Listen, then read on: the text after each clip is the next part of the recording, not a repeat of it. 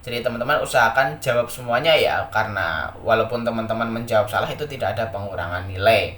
Jadi usahakan jawab semua soal. Assalamualaikum warahmatullahi wabarakatuh. Kembali lagi di channel Marsha Subiakto.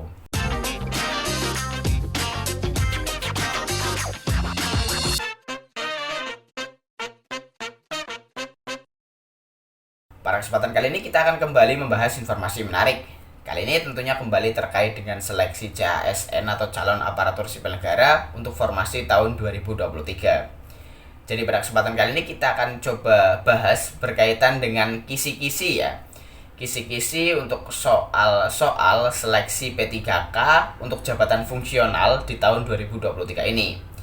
Jadi sebenarnya kisi-kisi tersebut sudah ada pada keputusan Menteri Pan-RB nomor 652 tentang nilai ambang batas seleksi P3K untuk jabatan fungsional tahun 2023 ya.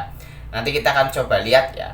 Kemudian untuk soal-soalnya sepertinya tidak jauh berbeda dari tahun 2022 ya.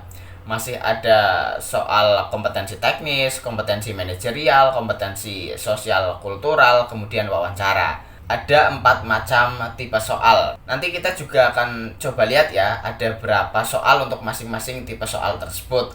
Dan tetapi tentunya intinya tidak jauh berbeda dari tahun 2022.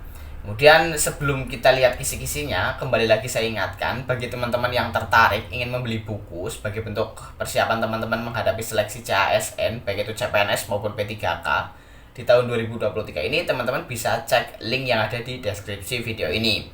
Pada deskripsi video ini sudah saya taruh link yang bisa mengantarkan teman-teman mendapatkan buku yang bagus, buku yang tentunya saya rekomendasikan untuk belajar menghadapi seleksi CASN di tahun 2023 ini. Semoga teman-teman diberikan kemudahan dan kelancaran sehingga di tahun 2023 ini teman-teman bisa diberi kesempatan untuk menjadi ASN.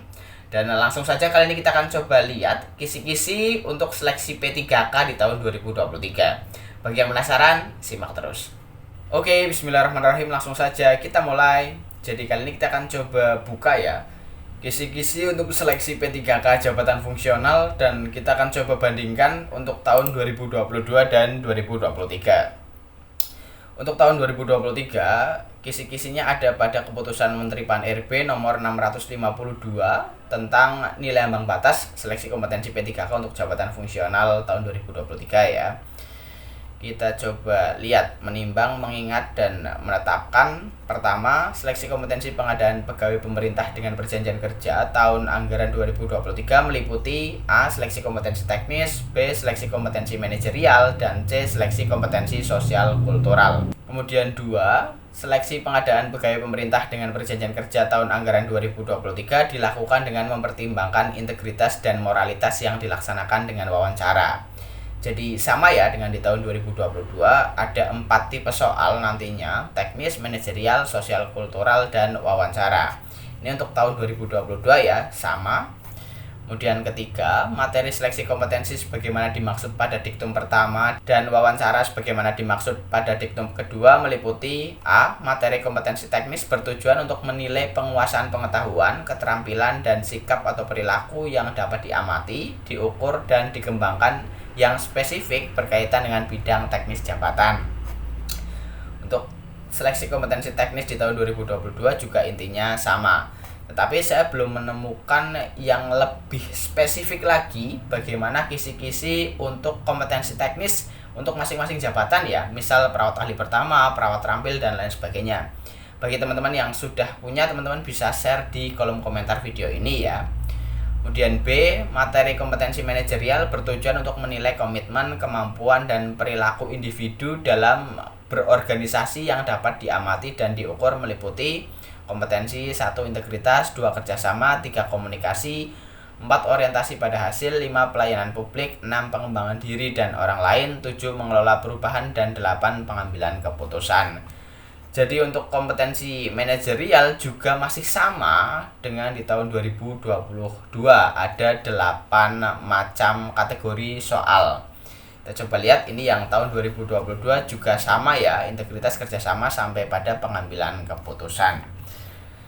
Kemudian selanjutnya, materi kompetensi sosial kultural bertujuan untuk menilai pengetahuan dan sikap terkait pengalaman berinteraksi dengan masyarakat majemuk yang memiliki keragaman dalam hal agama, suku dan budaya, perilaku, wawasan kebangsaan, etika, nilai-nilai, moral, emosi, dan prinsip yang harus dipenuhi setiap pemegang jabatan untuk memperoleh hasil kerja sesuai dengan peran, fungsi, dan jabatan dalam peran pemangku jabatan sebagai perekat bangsa yang memiliki 1. Kepekaan terhadap keberagaman, 2. Kemampuan berhubungan sosial, 3. Kepekaan terhadap pentingnya persatuan dan empati. Ini yang agak berbeda dengan di tahun 2022 ya. Walaupun tipe soalnya atau yang diujikan itu sama, ada 4, tetapi yang nomor 3 ini agak berbeda ya. Kalau yang di tahun 2022 ada kepekaan terhadap perbedaan budaya, kemampuan berhubungan sosial, kepekaan terhadap konflik. Kalau yang di tahun 2023 itu kepekaan terhadap pentingnya persatuan. Kalau 2022 mengedepankan konflik, kalau di tahun 2023 mengedepankan pentingnya persatuan.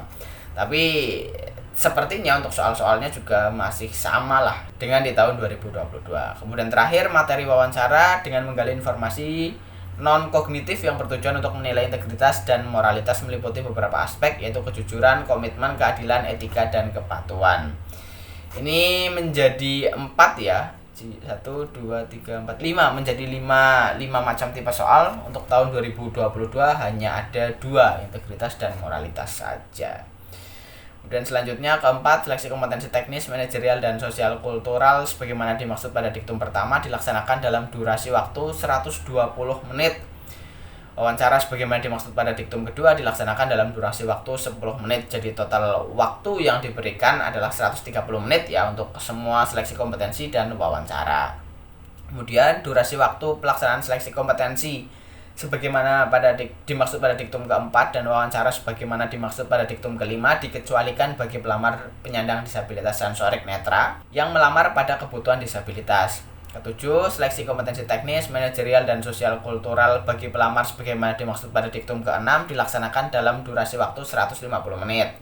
Kedelapan, wawancara bagi pelamar sebagaimana dimaksud pada diktum keenam dilaksanakan dalam durasi waktu 15 menit.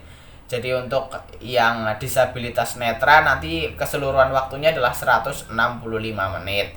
Kemudian ke-9, jumlah soal keseluruhan seleksi kompetensi sebagaimana dimaksud pada diktum pertama dan wawancara sebagaimana dimaksud pada diktum kedua adalah 145 soal dengan rincian A. Seleksi kompetensi teknis sejumlah 90 butir soal, seleksi kompetensi manajerial sejumlah 25 butir soal, seleksi kompetensi sosial kultural sejumlah 20 butir soal, dan terakhir wawancara sejumlah 10 soal. Total soalnya ada 145.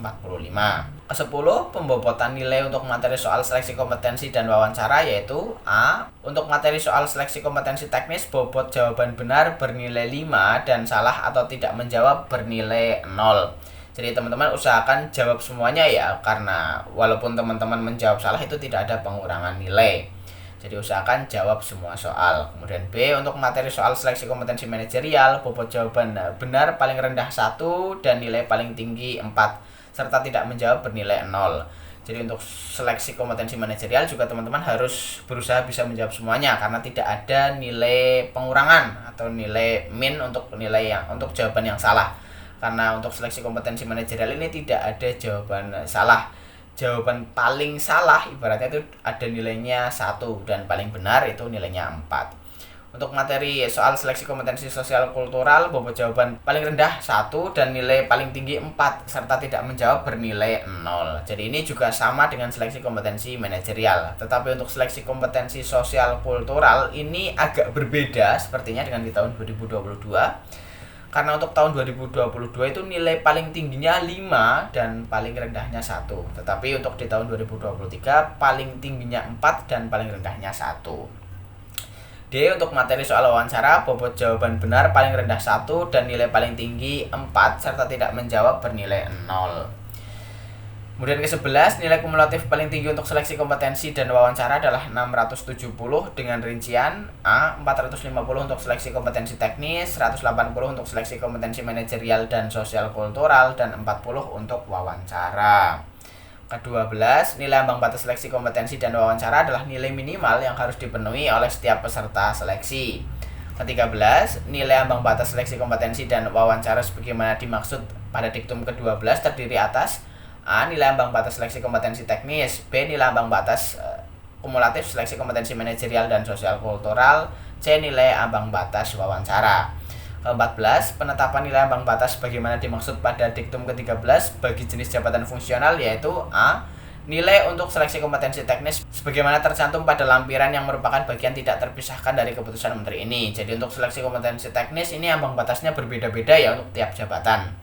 Tetapi untuk yang mendaftar pada formasi khusus tidak ada ambang batas untuk nilai seleksi kompetensi teknis. Kemudian B 117 untuk seleksi kompetensi manajerial dan sosial kultural dan C 24 untuk wawancara. Ke-15, keputusan ini mulai berlaku sejak tanggal ditetapkan dan apabila di kemudian hari terdapat kekeliruan akan diubah sebagaimana mestinya. Jadi itulah informasi berkaitan dengan kisi-kisi terkait dengan soal-soal yang nanti akan diujikan pada seleksi P3K khususnya untuk jabatan fungsional. Dan semoga dengan kisi-kisi ini teman-teman lebih terarah belajarnya ya. Jadi mungkin itu informasi yang bisa disampaikan pada kesempatan kali ini. Jika ada tanggapan atau pertanyaan silahkan tinggalkan di kolom komentar. Terima kasih, mohon maaf bila ada kesalahan. Wassalamualaikum warahmatullahi wabarakatuh.